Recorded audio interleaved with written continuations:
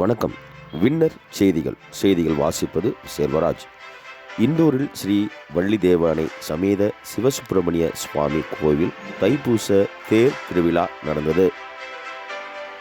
தருமபுரி மாவட்டம் நல்லம்பள்ளி அடுத்த இண்டூரில் உள்ள ஸ்ரீ வள்ளி தேவானை சமேத சிவசுப்பிரமணிய சுவாமி கோவில் தைப்பூச திருவிழா கடந்த மாதம் ஜனவரி 28 அன்று கொடியேற்றத்துடன் தொடங்கியது.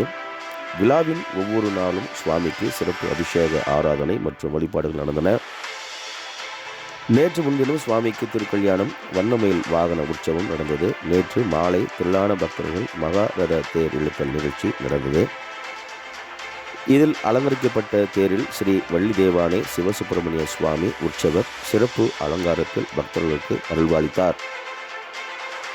மகாரத தேர் முக்கிய வீதிகள் வழியாக வலம் வந்து நிலையை அடைந்தது. இதில் திரளான பக்தர்கள் அரோகரா கோஷமிட்டு சுவாமி தரிசனம் செய்தனர்.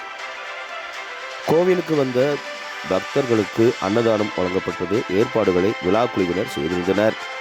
வின்னர் செய்திகள்.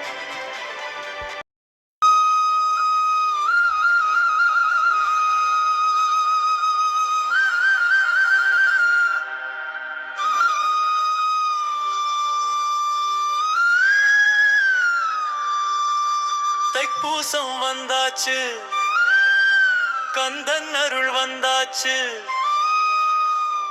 அரோகரா அரோகரா.